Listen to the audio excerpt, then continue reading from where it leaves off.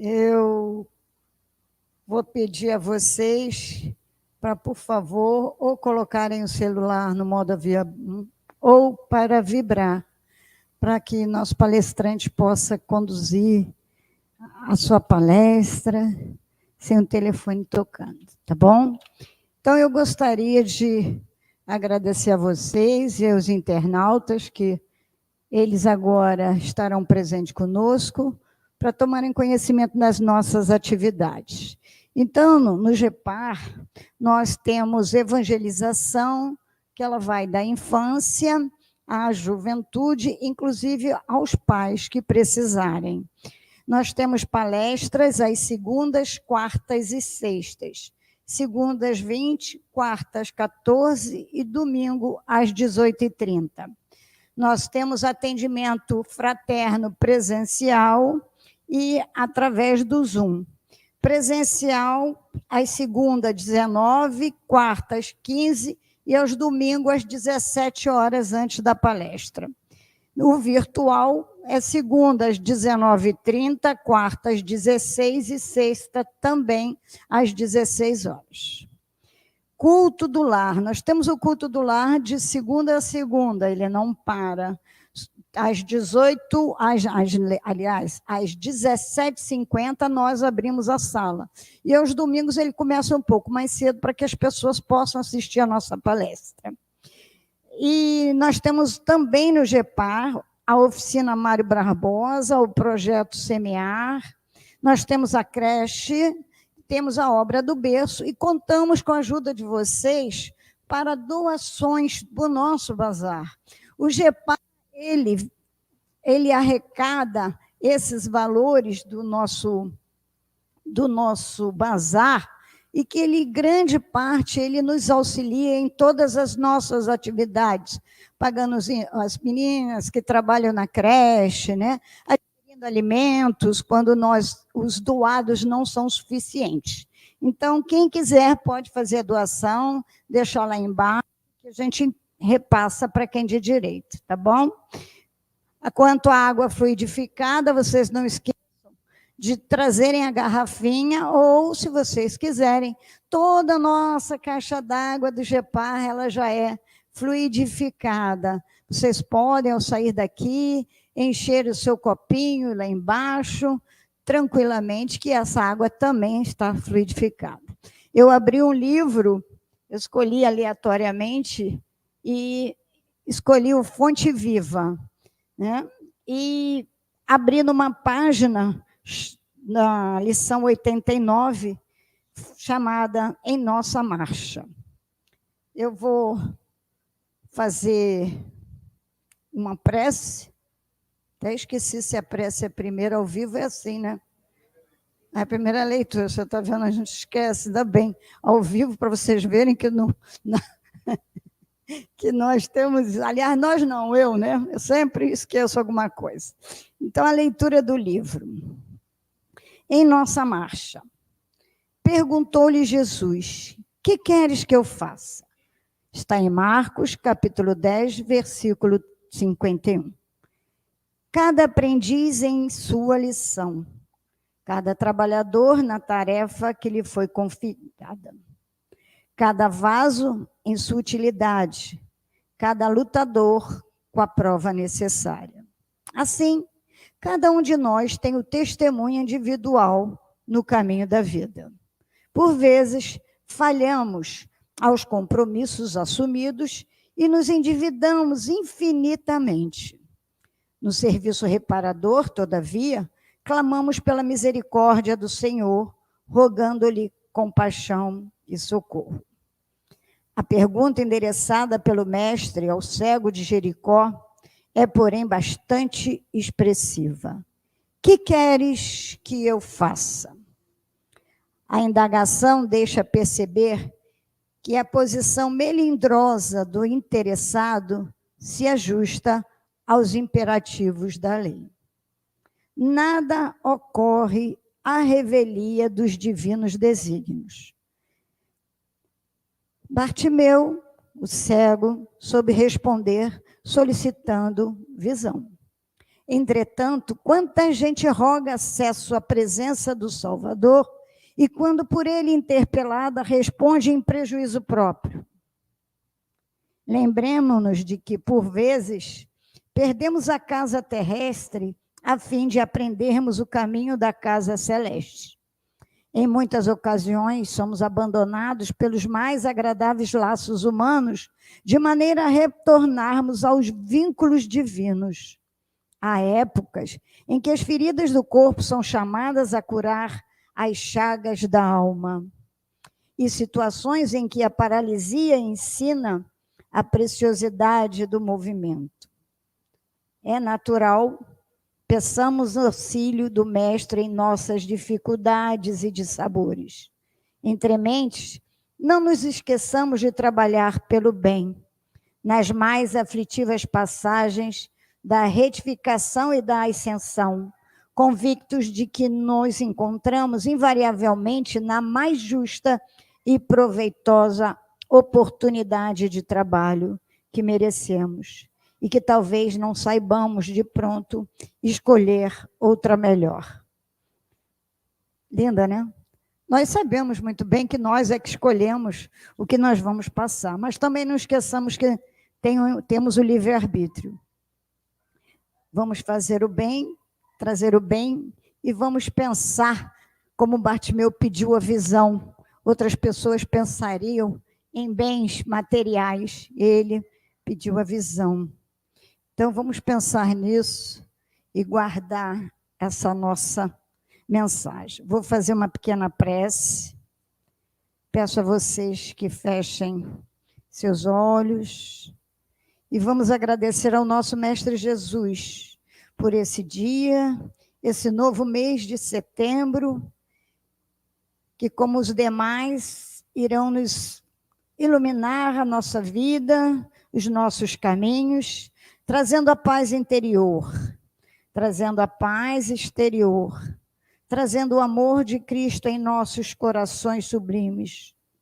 Pedimos ao Senhor, nosso Mestre amado, que nos auxilie em nossa caminhada, que nos livre-nos do mal, que nos auxilie a percorrer o melhor caminho, a melhor estrada, agradecendo sempre os nossos ancestrais, os nossos pais, as nossas mães, que aqui estiveram conosco nessa vida e que, por consequente, em outras vidas também.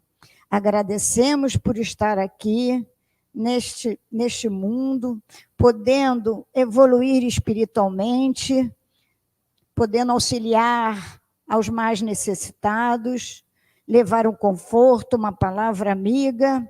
Agradeço a Ti, ó Mestre, por tudo que nos tem dado e que a nossa vida seja rumo à nossa salvação, nosso engrandecimento espiritual. Que assim seja, graças a Deus. Hoje nós vamos falar com Marcos de Mário, da Seara de Luz, que vai nos falar sobre o que nós precisamos, aliás, todos nós, mães, tios, avós, a educação da criança e o futuro da humanidade.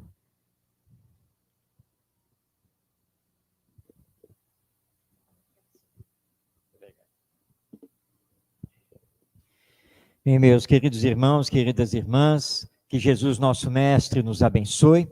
Prazer estar com vocês, aos internautas que também estão nos acompanhando, para tratarmos de um tema realmente da máxima importância, porque estamos vivendo, na atualidade, dramas existenciais muito fortes. E as pessoas têm se perguntado o que está acontecendo e o que podemos fazer para melhorar as situações sociais que estamos enfrentando, com miséria, injustiça social, violência e assim por diante. O Espiritismo, que surgiu em 1857, graças ao grande trabalho de Allan Kardec, junto aos espíritos, coletando as informações da vida que continua após a morte, e nos trazendo, então, esta doutrina maravilhosa e profunda, nos oferta respostas aos acontecimentos atuais, aos acontecimentos anteriores e também quanto ao nosso futuro.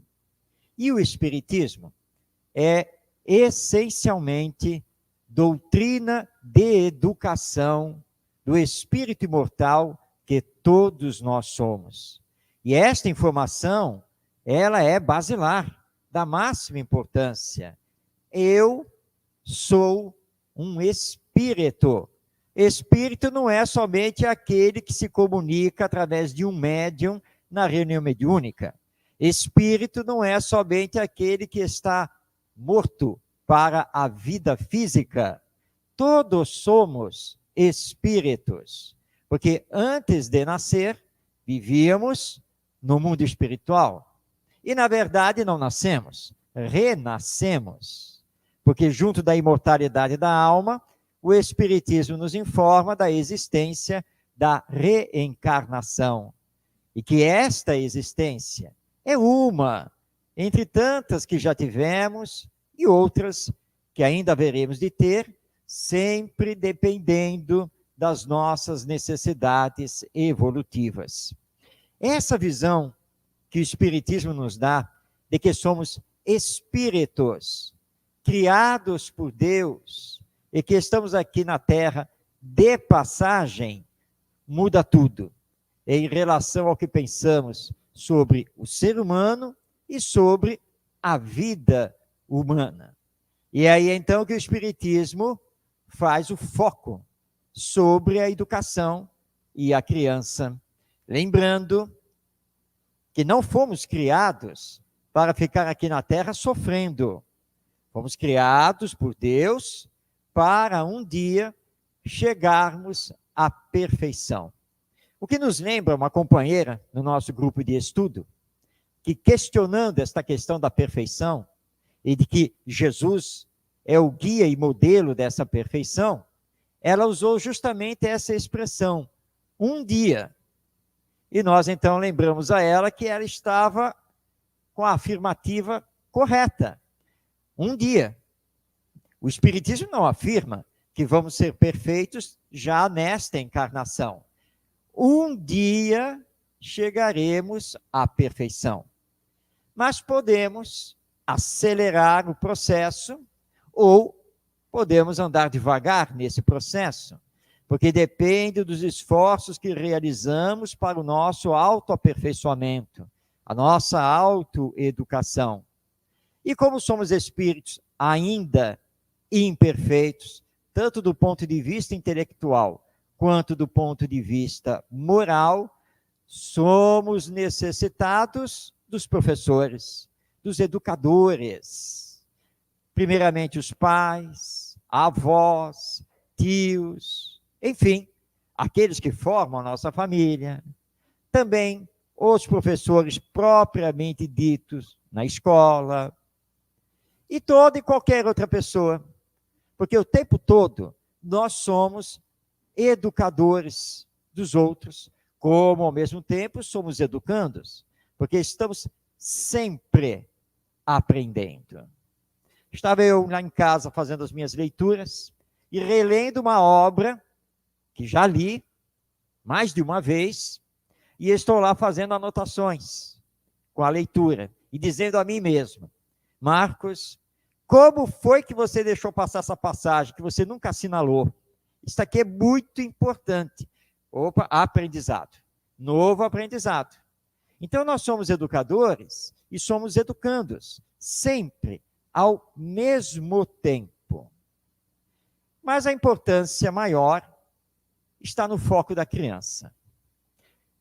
Sabemos quem é o filho que estamos recebendo? O neto, a neta? Quem é o nosso aluno lá na escola? Não, nós não sabemos quem é esse espírito. Que ligações reencarnatórias tem conosco? Nós não temos ideia. Mas Deus, na sua sabedoria, que é perfeita, criou o período infantil, quando reencarnamos. E aí, quando o espírito reencarna, e nós olhamos para ele, morremos de amor, e aí o abraçamos, o aconchegamos e dizemos do nosso amor por ele, mal sabendo que é um inimigo do passado, aquele que nós atropelamos. Mas essa é a sabedoria divina, porque agora ele está vindo num novo corpo, assumindo uma nova personalidade, num novo contexto sociocultural, histórico, e estamos aqui na Terra para aprendermos a nos amar. Essa é a grande finalidade de estarmos aqui. Por isso Jesus, nosso mestre, fez questão o tempo todo no seu apostolado para marcar conosco o amai-vos uns aos outros. E se de fato nos amássemos, nós já teríamos conseguido estabelecer a paz, a felicidade e a justiça social aqui na Terra. Mas o que está faltando? Está faltando termos esse olhar espiritualizado sobre nós mesmos e a vida, compreendendo que não nascemos, vivemos e morremos. Porque esse é o pensamento materialista. E quem assim pensa, só pensa em si mesmo. Porque já que a morte é o fim de tudo e pode chegar a qualquer hora, temos mais aqui gozar, tentar usufruir de tudo que esta vida terrena nos dá, pouco nos importando os outros, porque a morte vai colher todo mundo, sem nenhum tipo de distinção. Esse é o pensamento materialista, e que nos leva a nos entregarmos à corrupção, à desonestidade, à violência, e assim por diante. Porque o importante é viver o agora, não é o viver o amanhã. E se a morte chegar? Então, vamos fazer de tudo para nos dar bem nesta existência. E aí nós não temos freios. Não adianta falar de ética, de moral, porque essas coisas soam muito longe para quem acredita que a morte vai acabar com tudo. Que não existe alma, não existe vida depois da morte. Mas o Espiritismo nos traz a realidade dessa vida, que continua após o túmulo. E a morte, ela é bastante seletiva. Dizem, inclusive, que a morte é meio cega. Porque toda vez que ela chega e vai nos levar, ela sempre esquece os nossos bens materiais aqui na Terra. Sempre. Invariavelmente. Nunca leva. Mas algumas pessoas precavidas já deixam aí escrito que é para colocar no caixão os bens também. Né? Porque a morte esquece. Então você não esquece, manda colocar no caixão. Não adianta, os arqueólogos estão aí pegando os sarcófagos egípcios e descobrindo que continua tudo lá. A morte, mesmo assim, não levou. Porque o que é da matéria, é da matéria, e na matéria fica. Mas então o que eu levo de volta ao mundo espiritual? O que eu sou. Meus vícios e minhas virtudes. É isso que eu levo. Então preciso trabalhar a minha realidade enquanto espírito imortal que eu sou. E tendo que responder perante a lei divina por aquilo que faço aqui na Terra. E será que o futuro será melhor? Depende da educação que estamos dando às novas gerações. Não é o Espiritismo, doutrina de educação do espírito imortal? Então precisamos urgentemente começar a trabalhar a educação moral, que é a grande tese da doutrina espírita. A educação moral desse espírito reencarnado, que eu não sei quem é, mas que Deus o está confiando a mim para educá-lo. E educar significa orientar. Educar significa dar bons exemplos. Educar significa combater as más tendências que porventura esse espírito esteja ainda apresentando. E ao mesmo tempo, educar significa desenvolver todo o potencial divino que ele possui, que já vem desenvolvendo ao longo das encarnações, mas que necessita desenvolver mais e mais. E para isso é que temos o processo de educação, que também significa formar o homem e a mulher de bem. Aquele que sabe pensar e pensar no coletivo, na realidade social em que vivemos, porque somos seres de relação. Onde esse espírito vai aprender essas coisas? E alguém poderá já pensar, na escola. Deveria. Mas a escola da nossa atualidade não ensina essas coisas. Não trabalha isso. A prioridade nas nossas escolas atuais, sejam públicas ou particulares, não é a educação moral, é a educação intelectual ou cognitiva.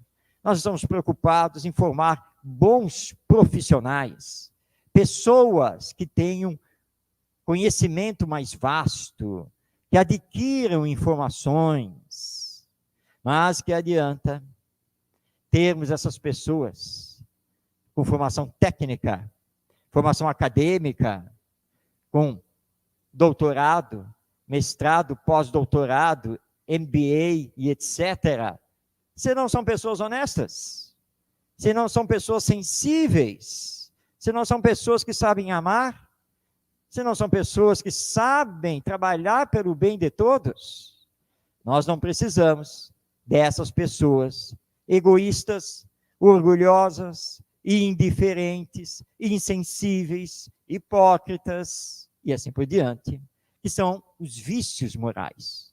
Estamos precisando de pessoas que saibam ser fraternas, solidárias, sensíveis ao próximo, que tenham empatia, ou seja, que saibam se colocar no lugar do outro e sentir o outro.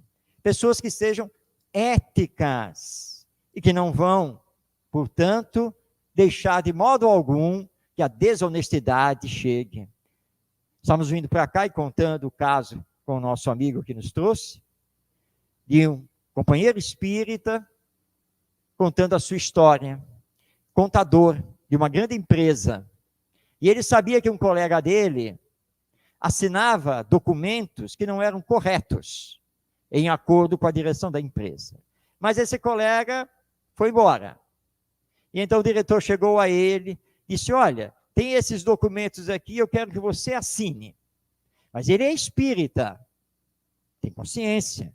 Olhou para o diretor e disse assim, olha, para assinar esses documentos, eu preciso analisá-los.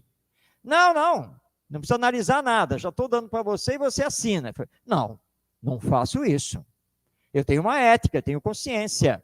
O senhor vai me desculpar, mas eu não vou assinar documentação que não fui eu que fiz e que não vou poder analisar. O diretor não falou nada, deu as costas e foi embora. Dia seguinte voltou a carga novamente. Preciso que você assine isso daqui. Mas eu já falei para o senhor, não assino. Tá bom. 2 dias depois, carta de demissão. E ele contando a história no nosso grupo, dizendo, eu estava tranquilo, sabia que ia ser demitido, mas estou tão leve, a alma assim, não está nem aqui na terra, porque eu saí da empresa de consciência tranquila, em paz comigo mesmo. Eu não aceitei entrar num jogo que era desonesto. Me mantive ético, mesmo sabendo que ia perder o emprego. E eu confio em Deus. Uma porta fecha, uma porta se abrirá, sempre de acordo com o que eu mereço, com os esforços que vou fazer e assim por diante. Então, estou tranquilo, só estou comunicando a vocês que estou desempregado. Só. Alguém já se arrancaria os cabelos. Mas para quê? Vamos com calma. E nós precisamos dessas pessoas. A educação é que vai formar essas pessoas. Porque a educação é essencialmente processo de formação do ser humano. Não é processo de informação, não é processo de adquirir conhecimento, é processo de fazer pensar. e você chamar ali o garoto ou a garota e dizer, vem cá, se coloque no lugar dele. Vamos começar aqui por esse outro ponto de vista. Não você defender pura e simplesmente o seu ponto de vista, a sua posição, o seu querer. Mas coloque-se no lugar do outro. Você gostaria que ele fizesse isso que você fez com ele, com você? Você gostaria que ele fizesse isso com você? E normalmente a resposta é um sonoro não. Então, não faça isso para ele, nem para com ninguém. Sabe quem ensinou isso? Jesus Cristo. E Jesus viveu há 2000 anos. E é claro que um adolescente um dia se virou para nós e disse assim, tio, esse Jesus é velho, hein? É, meu filho. Sim, na linha do tempo, sim, mas ele é atualíssimo. É isso que nós precisamos colocar em prática. E essa é a regra de ouro da educação.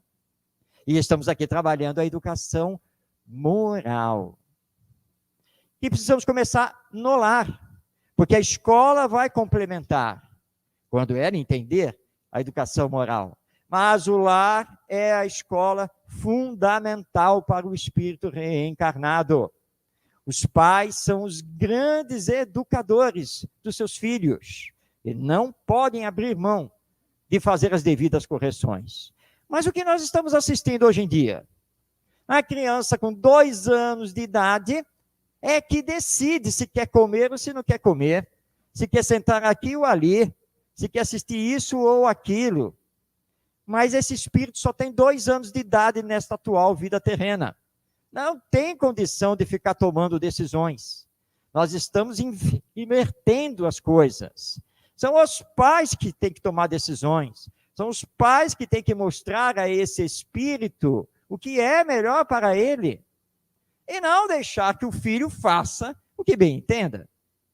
Ou então, como temos assistido, a criança chega nos seus 4, 5 anos de idade, e os pais, então, que não querem mais ter muito trabalho nessa educação, então, olha, você já cresceu, então se vira. Tem que tomar banho sozinho, arruma a sua roupa, etc, etc.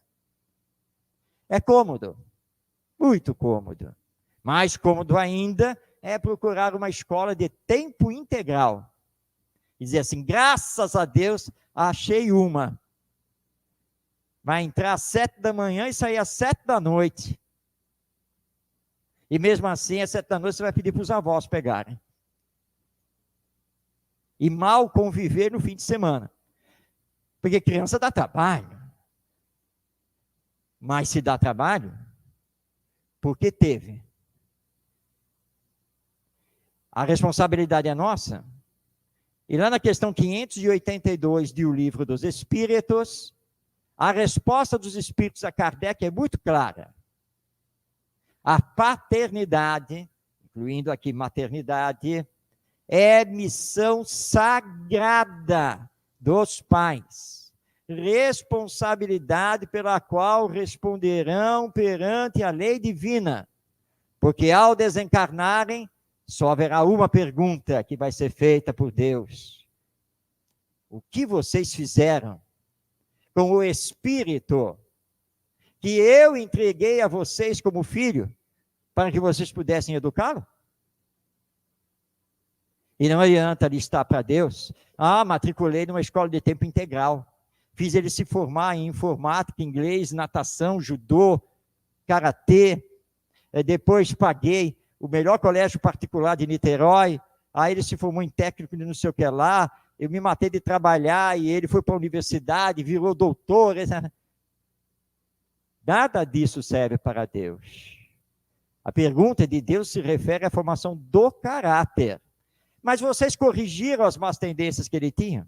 Vocês combateram nele o egoísmo e o orgulho? Vocês fizeram com que ele compreendesse a necessidade e a importância da caridade, do bem? Vocês fizeram com que ele fosse um homem ou mulher de bem, preocupado com os outros? A maioria terá uma resposta vazia para dar. porque não tem sido essa a nossa preocupação.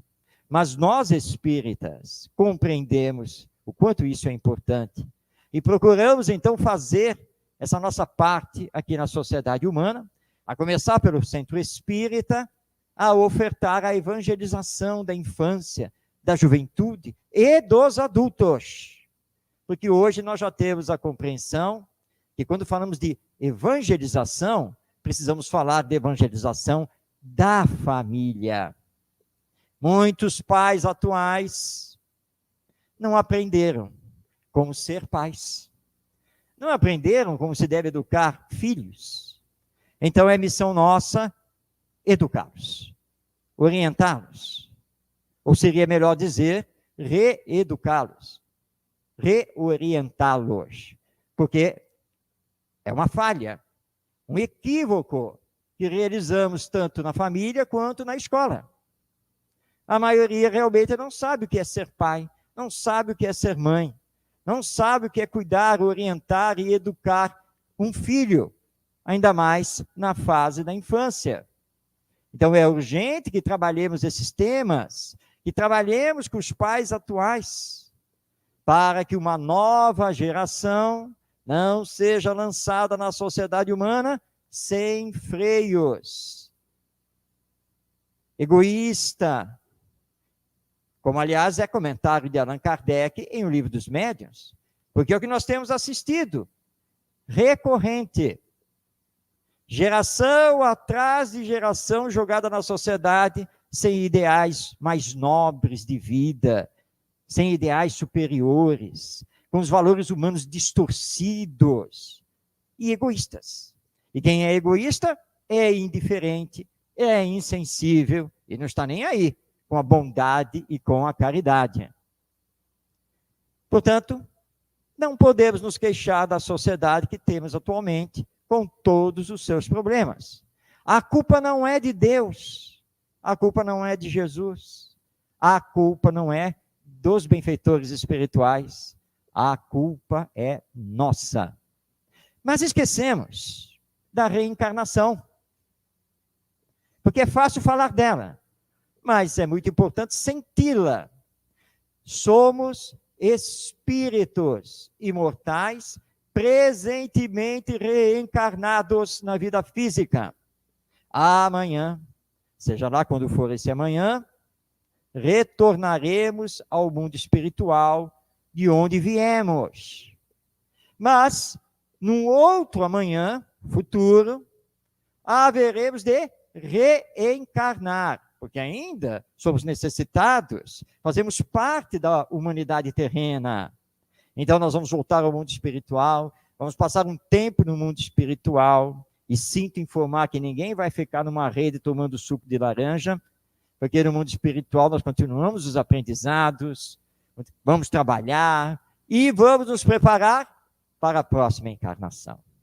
E aí vamos reencarnar. Claro que vamos desejar encontrar uma sociedade melhor. E pais que verdadeiramente saibam nos amar e nos educar. E isso depende do que estamos fazendo no hoje. Porque o hoje é ligado ao ontem e é ligado ao amanhã. Imaginemos, nós que estamos aqui no GEPAR, em Niterói, desencarnamos. Estamos numa assembleia espiritual onde estamos recebendo as nossas fichas reencarnatórias. E aí você vai ver onde você vai reencarnar, está lá marcado, Niterói. Vai voltar. Ok, tudo bem. E você imagina, deve estar melhor, né? Porque já passaram tantos anos, tanto tempo que eu estou aqui no mundo espiritual, já deve estar melhor. Quem serão meus pais? E aí você descobre pela ficha que o seu neto vai ser seu pai. Ai, que beleza. Ai, meu, aquele pequeno que eu deixei lá na vida física, agora ele vai ser meu pai. E você fica todo feliz. E aí é marcado visita. Vem a caravana espiritual aqui, domingo, para fazer a visita. E você diz, eu quero dar uma passadinha no GEPAR. Vai ser a primeira coisa. Ai, que beleza. E você entra, olha para a plateia toda. Não tem ninguém da minha família aqui. Que coisa estranha.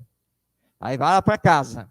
E aí descobre que o neto, seu futuro pai, está numa churrascada, regada a cerveja e pagode. E que essa é a vida dele. Aí você quer conhecer a mãe. E aí descobre que a mãe fuma, a mãe bebe, é pagodeira e vai por aí afora. E aí você fica escandalizado. Meu Deus, o que foi que aconteceu? Como pode ser uma coisa dessas? O que meu filho fez com esse neto? Aliás, por falar nele, cadê ele? Ué, está aqui na festa, você já passou por ele. Ué, passei por ele? Não é possível, eu não vi. Olha para aquele senhor ali. Meu Deus, careca, barrigudo, com aquela cerveja na mão. Mas o que foi que aconteceu com a minha família? E aí, então, você descobre. O que aconteceu é que você se envolvia tanto nas atividades, falava muito, mas não fazia. E deixou a família meio de lado. E não deu os bons exemplos que deveria dar, não deu as orientações que deveria dar, não corrigiu as más tendências, nem do filho, nem do neto. E pior, não trabalhou com eles a ligação com o Evangelho, com a própria doutrina espírita, da qual você sempre se disse adepto. A lei divina é a chamada lei de causa e efeito, ou lei de consequências. E agora, você tem que retornar. E você vai querer se arrancar os cabelos, mas não dá, você está desencarnado, não tem cabelo, como nós temos aqui. E agora? Agora você vai voltar para a sua família, lá em Niterói, para ver se você faz o que deixou de fazer. Só que tem uma questão. Agora vai ser mais complicado. Mas é isso que você tem que enfrentar, porque é consequência do que você deixou de fazer e deveria ter feito. Então, o nosso futuro, o futuro da humanidade, está na dependência da educação que estamos promovendo hoje com essa nova geração. Porque é ela que vai comandar a humanidade daqui a algum tempo. E é ela que vai nos receber na próxima encarnação. Seja nosso neto, seja nosso bisneto, enfim. Mas esse é o fato.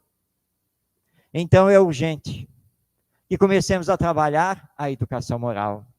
Darmos limites, fazermos as regras e cobrar aquilo que foi combinado.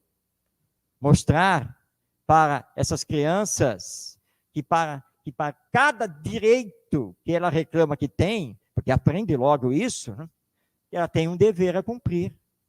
Uma criança que chegou para nós, assim, mas mamãe me disse que esse é o meu direito.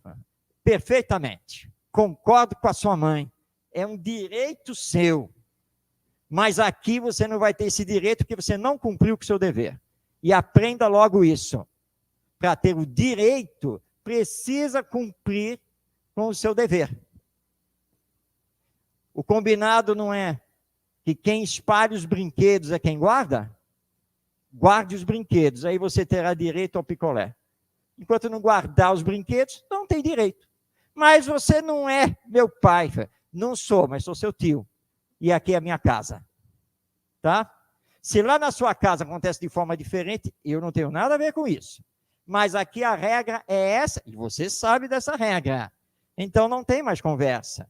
Se guardar os brinquedos, tem direito ao sorvete. Não vai guardar os brinquedos? Eu é que vou ter que guardar? Perdeu o direito ao sorvete. A regra é muito simples. É muito simples. Ah, eu vou lá pegar. Não, você não pode ir lá na cozinha pegar, pura e simplesmente. Ah, mas e a minha liberdade? Ah, bem colocado. Para toda e qualquer liberdade, você tem que assumir uma responsabilidade. E você não está assumindo a sua responsabilidade. Então não pode. Você não pode ir lá na cozinha, abrir o freezer e vai lá pegar o sorvete e pronto, e acabou. Não é assim que a vida funciona. Ah, e o senhor vai fazer o quê se eu fizer isso? Põe você para fora. Não é da cozinha, não. Eu ponho você para fora da minha casa. por amor a você, para você aprender. Tá? Não é assim, você está na casa dos outros. Então você não pode ter as liberdades que bem entende. Se lá na sua casa você quer quebrar sua cama, destruir a geladeira, eu não tenho nada a ver com isso. Embora não concorde com isso. Mas aqui tem as regras. E aprenda que na vida não podemos fazer o que bem entendemos, do jeito que queremos. Existem os outros, existem regras, porque senão seria o caos, a confusão total. E não é assim que temos que viver. Entendeu? Nós estamos perdendo muito tempo nessa conversa. Vamos guardar os brinquedos. Porque assim, guardando os brinquedos, vamos liberar o sorvete. É tão simples. Eu ajudo.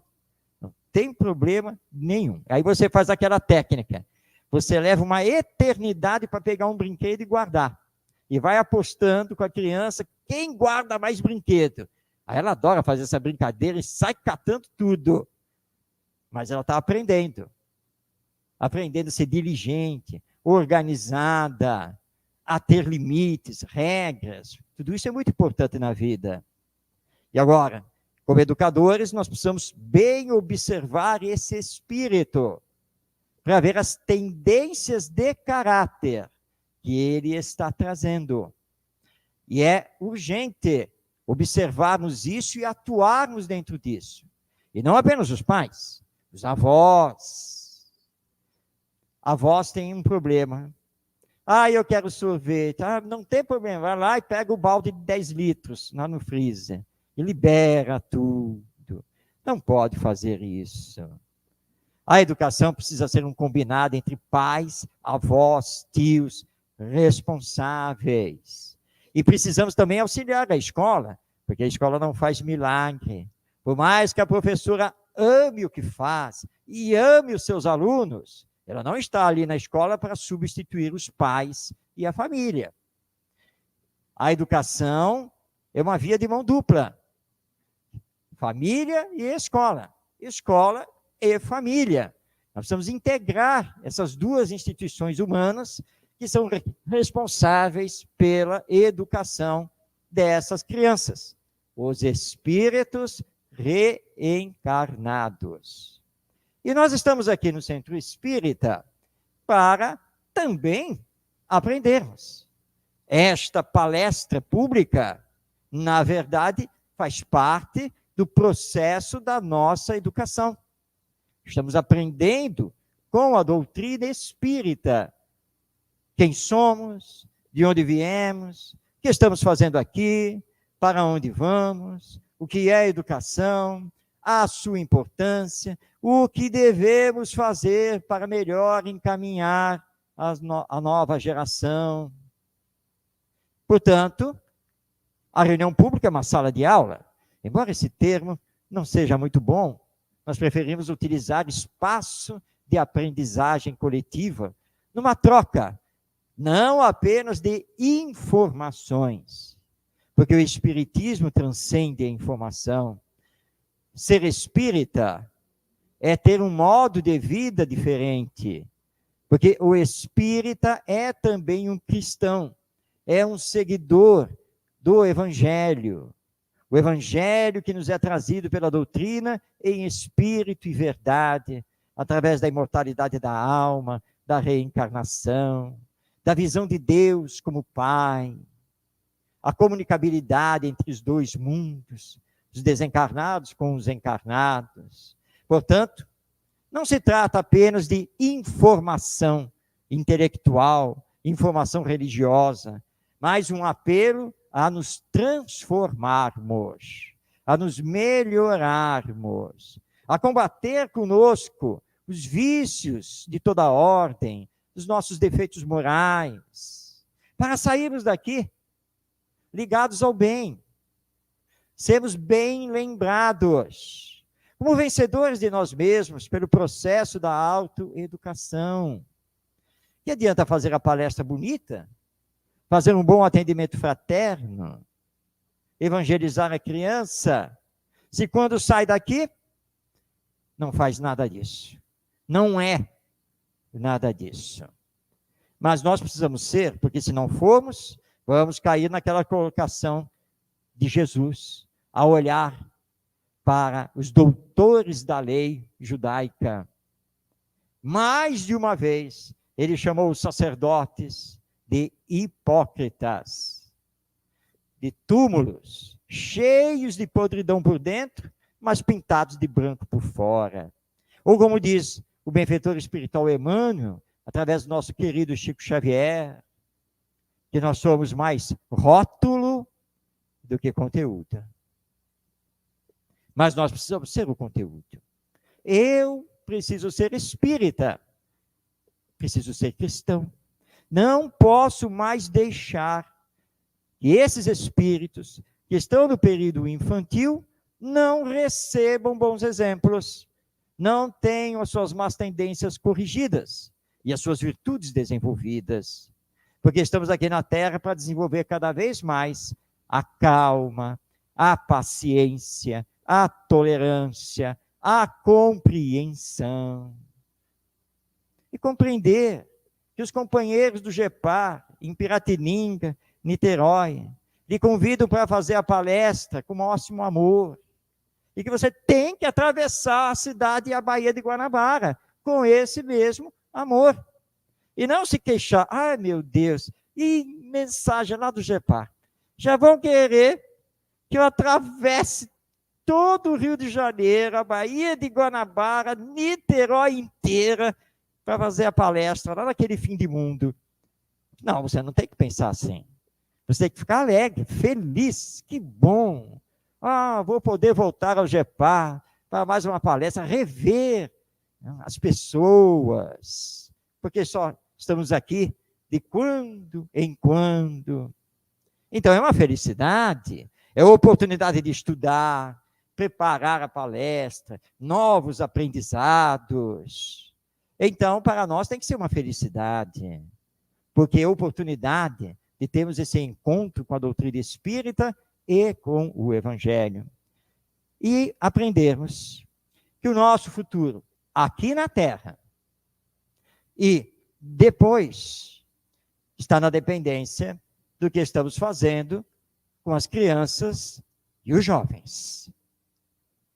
E temos que nos fazer essa pergunta: o que estamos fazendo para a boa formação deles? A formação do caráter? Eu estou me esforçando para dar bons exemplos? Eu mantenho o diálogo aberto, fraterno, sei ouvir? Estou me esforçando para dar os melhores exemplos. E quando eu vejo algo que não está muito correto, eu estou procurando fazer com que essa criança, com que esse jovem pense, saiba se colocar no lugar do outro para reavaliar os seus valores e a sua conduta, ou eu estou deixando para lá? Estou me comprazendo nos vícios e deixando que eles adentrem a esses vícios também. Eu os estou convidando para conhecer a doutrina espírita, para conhecer o Evangelho, sem imposição, mas mostrando o quanto é bom, porque faz o bem para si mesmo, faz o bem para os outros. E o bem só é o bem quando faz bem para todos. Tudo isso é educação. Tudo isso é trabalhar a educação dessas novas gerações. E lembrando que nós aqui, os adultos, nós já fomos a nova geração. Não há ninguém aqui dentro do salão ou através da internet que não tenha passado pelo período da infância. E, aliás, como é bom recordar a nossa infância. A maioria aqui, se não todos, já passaram também pela adolescência. E alguns já passaram também pela juventude. E na próxima encarnação, nós vamos passar tudo de novo. Infância, adolescência, juventude, madureza, de acordo com o planejamento reencarnatório. E todos nós sabemos das histórias tão tristes daqueles que são abandonados, que não recebem bons exemplos, que têm um lar desequilibrado, e todas as consequências disso para a própria sociedade humana. Então, temos que nos amar, temos que nos educar e corrigir os caminhos atuais da educação. Neste momento, está havendo um amplo debate se nós devemos nas escolas utilizar material impresso ou somente material digital, porque afinal de contas nós já estamos na era digital. Essa é uma discussão estéril, inútil, porque não tem nada a ver com a essência da educação. Tanto faz como tanto fez. Utilize o material que se quiser ou nenhum material, porque a educação moral não prescinde disso. E é mesmo no campo da informação, nós podemos nos informar através da internet, através dos livros, das apostilas, com as pessoas. Por que estamos nessa discussão toda? Por que não podemos utilizar material impresso e material digital? Qual é o problema disso? Mas ninguém quer discutir a finalidade da educação. Ninguém quer discutir a educação moral. A não ser academicamente, em teses e mais teses que não levam a coisa nenhuma, porque estamos deixando o tempo passar, e nada de fazer a formação do caráter, nada de corrigir as más tendências, mas temos que aplicar verbas vultosas na segurança pública, porque a situação está muito ruim, a violência está tomando conta, a segurança pública é necessária. Leis mais rígidas, mais fortes, infelizmente são necessárias, porque não estamos trabalhando a educação moral. Não estamos trabalhando a educação do espírito que nós somos. Mas a segurança pública não atinge as causas. E quais são as causas dessa perturbação social imensa? As causas são o egoísmo e o orgulho, que ainda nos caracterizam, e nós não estamos combatendo. E muitos de nós, apesar de abraçarmos o espiritismo, continuamos egoístas e orgulhosos. Mal trabalhando isso conosco. Achando as lições belíssimas, maravilhosas. Era tudo o que eu estava precisando ouvir. Mas não saímos uma vírgula daquilo que somos. E o grande trabalho aqui na Terra é justamente nos transformarmos, nos melhorarmos.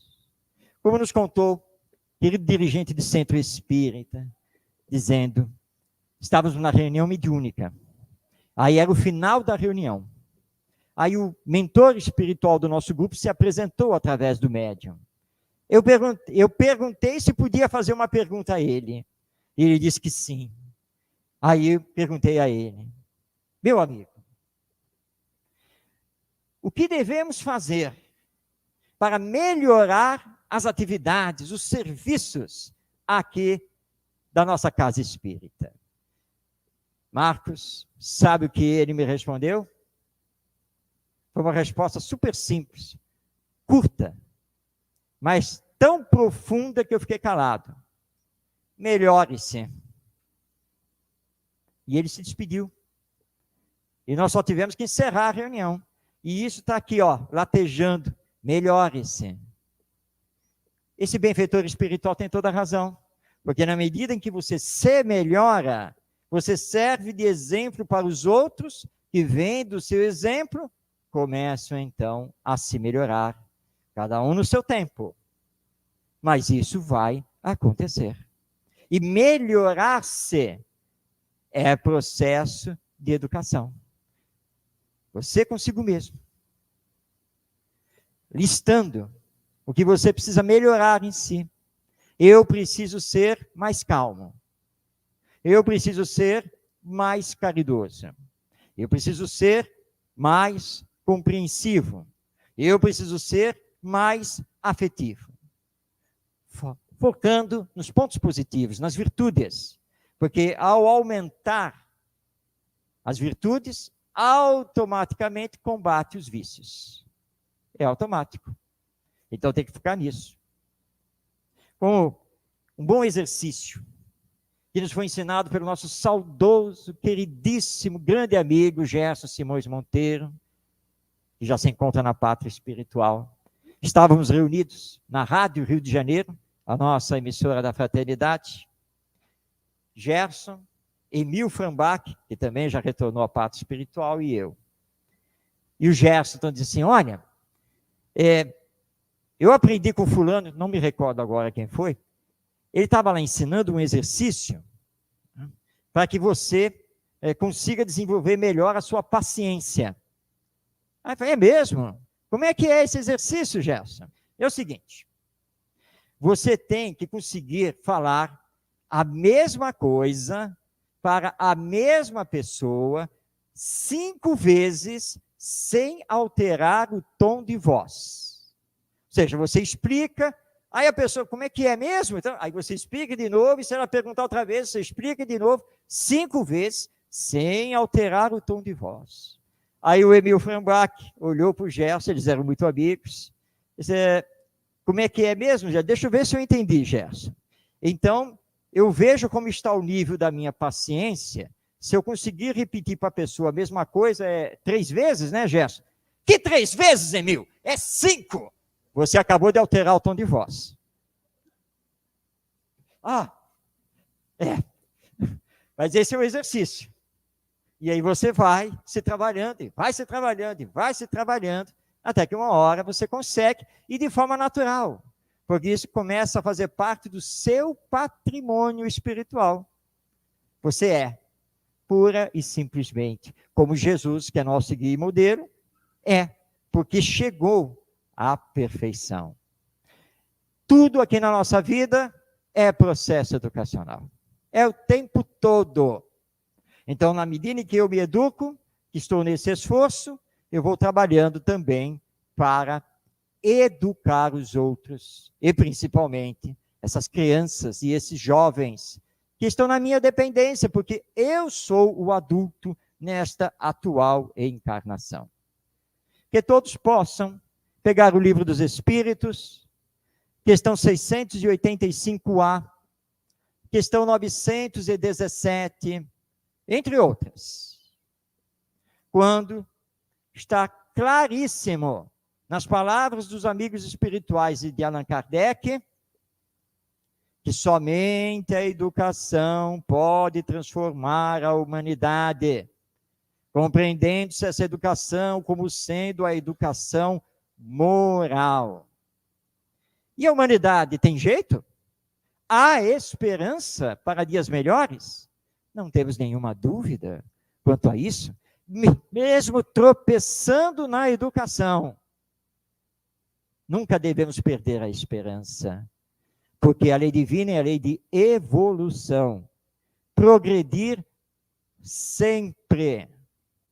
E nós vamos aprendendo, e pouco a pouco vamos colocando em prática. E assim um dia, todas as famílias compreenderão a necessidade da educação moral dos seus filhos, como todas as escolas também entenderão que o processo de trabalho é o de equilibrar a educação intelectual com a educação emocional. É trabalhar sim, o desenvolvimento cognitivo, mas também o desenvolvimento dos sentimentos, que é justamente a parte moral. Nós estamos nessa cruzada, estamos nesse trabalho, e é muito importante que divulguemos isso o tempo todo. E nós temos autores espíritas na área da educação, muitos, com muitos livros lançados. O José Herculano Pires, o Ney Lobo, a Heloísa Pires, a Sandra Borba Pereira, o Pedro de Camargo, etc., etc. Literatura espírita sobre educação é que não falta. Basta olhar na livraria, seja ela física ou online, e nós vamos encontrar esses títulos do Espiritismo, enquanto obra de educação do espírito imortal. Que possamos nos conscientizar disso e lembrar que nunca é tarde para educar, porque nós somos seres reeducáveis. E a reencarnação é processo divino de educação, nos dando nova oportunidade. Então, se antes desta palestra você estava pensando na reencarnação e já fazendo nas suas orações a solicitação a Deus para que, por favor, na próxima existência terrena, você seja encaminhado para a Suíça ou qualquer um desses países considerados top aqui no planeta Terra. Agora você sente que tem que voltar mesmo para o Rio de Janeiro, para Niterói, que é para corrigir as coisas, fazer o que deve ser feito, ou continuar o trabalho que já iniciou e empreendeu aqui nesta atual encarnação. Porque nós não temos que nos refugiar em bolsões ditos muito bons da nossa humanidade. Nós temos que enfrentar o enfrentamento conosco mesmo e enfrentar as mazelas sociais para corrigi-las, destruindo o egoísmo e o orgulho. Isso vai acontecer quando estivermos, então, trabalhando a educação moral desse espírito imortal, reencarnado, e que todos nós somos. E como lembra o Herculano Pires, esse nosso filósofo, educador, professor, jornalista, escritor, quando falamos que o educando é um espírito reencarnado, nós estamos fazendo uma revolução pedagógica na educação. Essa é a grande verdade. Mas nós ainda não nos conscientizamos quanto deveríamos sobre isso. E saímos daqui e vamos voltar à nossa vidinha de sempre. Vamos querer ver os noticiários, jogar a conversa fora, esperar chegar a hora de dormir, e amanhã vamos para o nosso dia a dia praticamente esquecidos daquilo que viemos procurar e daquilo que recebemos através da doutrina espírita. Mas o verdadeiro espírita é aquele que se conscientiza dessa realidade, é aquele que faz todos os esforços para combater em si as más tendências e se encaminhar no campo do bem. Esse tem que ser o nosso esforço, para que quando essa garotada chegar para nós e perguntar: tio, você não fala palavrão? Não. Tio, você não dá um jeitinho nas coisas? Não. Tio, você não leva vantagem? Não. Mas tio, o senhor é muito bobo. Não. Não. Eu estou com Jesus. Eu estou com o Evangelho. Eu estou com a minha consciência tranquila. Porque a vida é muito mais do que este dia a dia. A vida é imortal. E Deus vai nos chamar para a prestação de contas. E eu não posso retornar ao mundo espiritual, orgulhoso da minha condição espírita, porque vai ser mostrado que eu não fui um verdadeiro espírita. E para quem duvida disso, que leia a obra Voltei, do espírito irmão Jacó, através do médium Francisco Cândido Xavier, que nesse livro Voltei, o irmão Jacó foi um grande espírita do Rio de Janeiro. Tem o nome dele gravado na história do movimento espírita. Antes de desencarnar, ele comunicou aos companheiros que assim que ele estivesse no mundo espiritual, ele ia retornar lá na reunião mediúnica e ia falar através do médium sobre a luz que ele iria ter. Coitado. A primeira coisa que ele descobriu é que ele não tinha luz nenhuma. Porque ele era um falso espírita, um falso cristão. Toda aquela fraternidade e paz que ele usava dentro do centro espírita, ele não usava na família, nem no dia a dia com as pessoas. No centro espírita ele era o cordeiro, mas lá fora era o cão. Porque ele não permitiu que o espiritismo e o evangelho o transformassem. Mas essa tem que ser a nossa prioridade.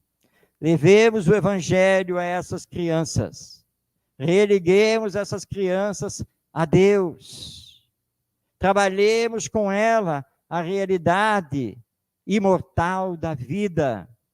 Façamos com essas crianças a formação do caráter, o desenvolvimento dos valores e das virtudes. E aí sim, poderemos, no futuro, reencarnar com toda tranquilidade, porque sabedores que cumprimos com a nossa missão, seremos bem recebidos na próxima encarnação, porque haverá a tendência de termos bons pais, pais ligados ao Evangelho, com uma visão, pelo menos espiritualista, sobre a vida. Mas isso depende do que estamos fazendo aqui e agora, nesta existência terrena. E que o amor possa vibrar em nós, porque o amor é a essência da vida, e o amor é o fundamento da educação, como já nos dizia e exemplificava Pestalozzi, esse grande educador da humanidade. O Espiritismo é doutrina de educação. E lembremos que estamos aqui na Terra para nos educarmos, para podermos educar os outros. Só educa quem se educa. Só educa quem ama. E para amar, nós precisamos deixar que as vibrações do Evangelho tomem conta de nós. E que façamos com alegria as nossas funções aqui na Terra. E que nunca percamos a esperança nos dias melhores. Porque esses dias melhores virão na medida em que nos amarmos. Por isso Jesus, que sempre nos amou, pôde dizer a todos nós: amai-vos uns aos outros, como eu vos amei. Só está faltando nos amarmos e colocarmos esse amor na educação. E aí sim, estaremos cumprindo a nossa missão. E o amanhã sempre será melhor, porque vamos então progredindo e progredindo e progredindo até chegarmos ao nosso estado de espírito puro, espírito perfeito, do qual Jesus é o nosso modelo e é o nosso guia para fazermos essa caminhada. A doutrina espírita não existe como um mero passatempo. A doutrina espírita não é apenas mais uma religião na face da terra. A doutrina espírita está com a verdade. A doutrina espírita é essa doutrina de bases filosóficas, científicas e consequências religiosas que nós precisamos deixar que penetre no nosso ser para nos transformar. E aí levarmos essa doutrina, não para tornar os nossos filhos, nossos netos, nossas crianças em espíritas, não, mas para torná-los homens e mulheres de bem, com visão espiritualista sobre a vida. E com certeza, se assim fizermos, o amor, a fraternidade, a solidariedade, a paz, a justiça se implantarão na humanidade terrena muito mais cedo do que podemos imaginar. Deus, nosso Pai, e Jesus, nosso Mestre, estão aguardando que façamos a nossa parte. Que a paz esteja em todos os corações e que possamos dar, então, continuidade a este nosso viver com confiança, esperança e perseverança.